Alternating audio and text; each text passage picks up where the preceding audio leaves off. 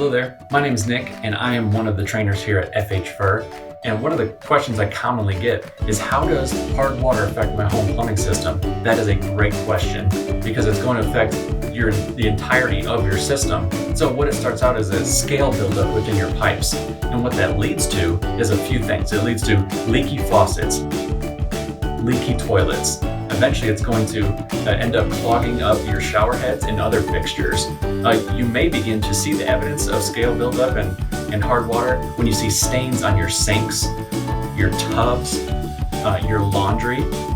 Also, you will also see in your appliances, your washing machine, your dishwasher, you'll see damage to those.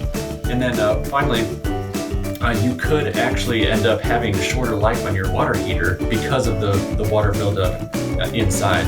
And lastly, one of the last things you might have from hard water is you might have a bad taste or a bad odor with your water system.